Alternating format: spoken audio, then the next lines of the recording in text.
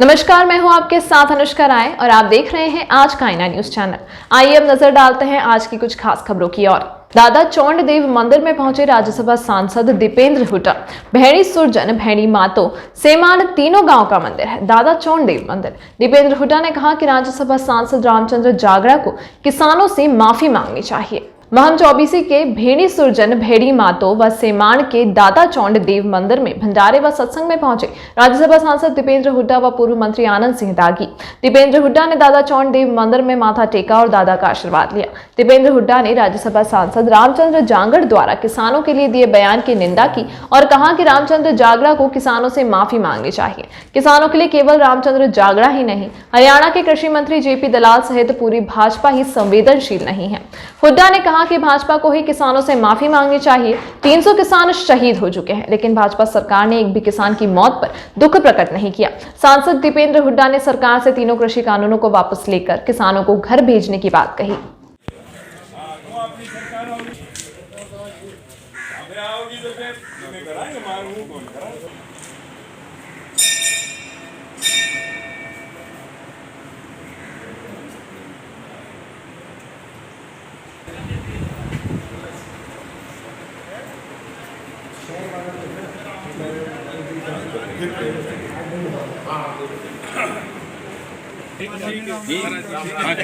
ठीक है, आ जाओ बैठो।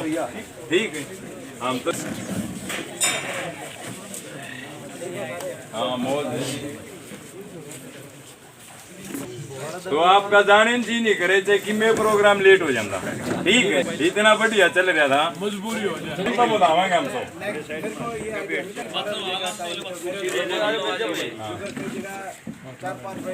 इसमें तो हमारा भी बोल फिक्स कर लेते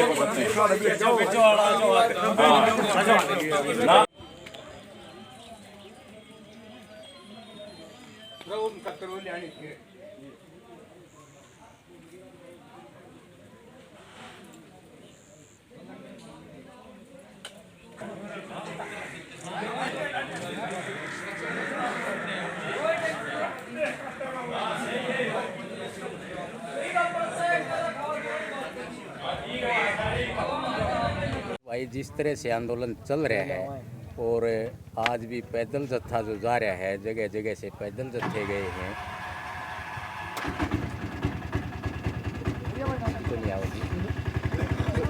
पैदल जत्थे जो जा रहे हैं, इससे आंदोलन को कितनी मजबूती मिलेगी? आंदोलन से इससे जो ये पैदल जत्था जा रहा है, जन जन को जोड़ने का आंदोलन में काम किया जा रहा है। जैसे गांव वाइज निकलते हैं तो ये भी तो देखेंगे, जो किसान बैठकों में बैठ के ताश खेलते हैं वो ये देखेंगे कि पैदल इतनी दूर से किसान चल के आया। हमारा भी कर्तव्य बनता है कि हम भी बॉर्डर को और मजबूत करें और सरकार को अपनी ताकत दिखाएं। पैदल जत्थे जाने का है कि यही मार्गदर्शन है किसानों के लिए। अपनी फसल जिसकी भाईगी भी आई है, पड़ोस वाला कटवा दे या और कोई मजदूरी करवा के कटवाई जाए। और किसान और मजदूरों का इसमें यही फर्ज बनता है कि ज़्यादा से ज़्यादा संख्या में बॉर्डरों पर एकत्रित हो। अब सरकार चाह रही है कि गेहूं की कटाई का समय आ गया, किसान उठ जाएंगे, तो किस तरह का रूपरेखा रहेगी किसानों की? नहीं, जैसे ड्यूटी लगाई गई है, अभी भी थोड़े वाइज जा रहे हैं, पाने वाइज जा रहे हैं या गांव वाइज जा रहे हैं, इसी तरीके से जाते रहेंगे। अगर कोई भी आधी रात को भी किसी संयुक्त किसान मोर्चा का आदेश आ जाता है कि आप बॉर्डरों पे पहुंचो, सारे गेहूं की फसल को छोड़ के हम वहाँ पे बॉर्डर पे पहुंचने का भी काम करेंगे। अगर संयुक्त किसान मोर्चा बोलता है कि अपनी खड़ी फसल को नष्ट कर दो, तो हम खड़ी फसल को नष्ट करने की हिम्मत रखते हैं।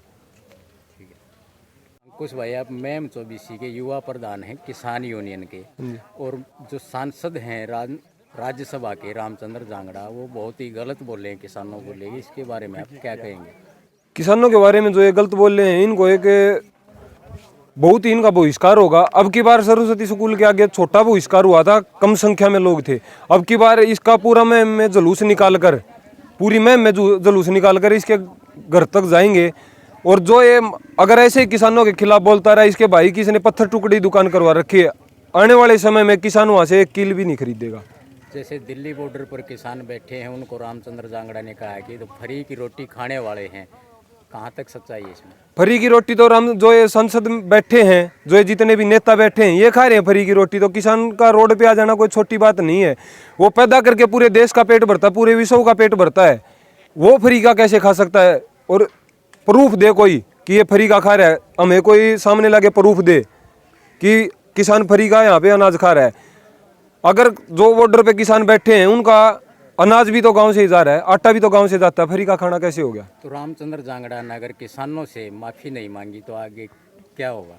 पूरे मुहिम में हम इसका जुलूस निकाल कर रामचंद्र जांगड़ा का इसको घर का घेराव करने की भी जरूरत पड़ेगी। इसको मुहिम में बढ़ने के लिए चोर बना देंगे अगर इसने किसानों से माफी नहीं मांगी तो अगली रणनीति क्या है? जैसे संयुक्त किसान मोर्चा की 23 को शहीदी दिवस मनाने की है, उसके बाद 26 को भारत बंद है, किस तरह से आंदोलन की रूपरेखा चल रही है?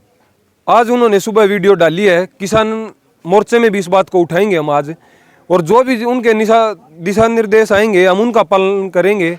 जैसी भी प्रक्रिया वो बताएंगे हम उसी के दिए रूटों पर कार्य करेंगे। और रामचंद्र जांगड़ा को मैं दोबारा फिर कहता हूँ, अगर ये माफी नहीं मांगी किसानों से तो इसका भारी नुकसान रामचंद्र जांगड़ा को उठाना पड़ेगा।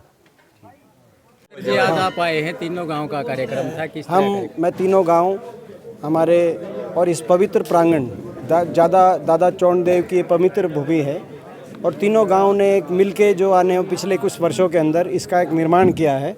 मैं पूरी कमेटी को अपनी तरफ से बधाई देता हूं, तीनों गांव को शुभकामनाएं देता हूं। इतना अच्छा जो आज आयोजन किया गया, और हमने सबने आज मिलकर भगवान से यही प्रार्थना करी कि भगवान इस सरकार को सद्बुद्धि दे, और कोई भी सरकार अपने खुद के किसान की बात ना मानकर उन पे निर्दयता दिखाकर किसी भी सरकार को लाभ नहीं है। तो सरकार किसान की बात माने और किसानों को खुशी खुशी घर वापस लौटने का समाधान निकाले।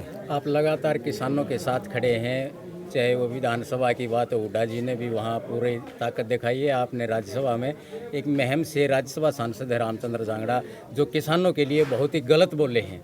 बहुत दुर्भाग्यपूर्ण है जिस तरह की भाषा का इस्तेमाल उन्होंने किया है, और वो कोई पहले नहीं है। दुख की बात यह है कि ये आज इतनी बड़ी अग्नि परीक्षा किसान दे रहा है। किसान को इतने अपमानित शब्द का सामना करना पड़ रहा है इस सरकार के नुमाइंदों द्वारा, चाहे वो जेपी दलाल हों, चाहे वो पीछे साक्षी महाराज का बयान आया था जो लोकसभा के सांसद हैं। आज रामचंद्र जांगड़ा जो हमारे राज्यसभा के सांसद हैं, उन्होंने इस तरह की जो आपत्तिजनक शब्द देश के किसान के लिए इस्तेमाल कर रहे हैं।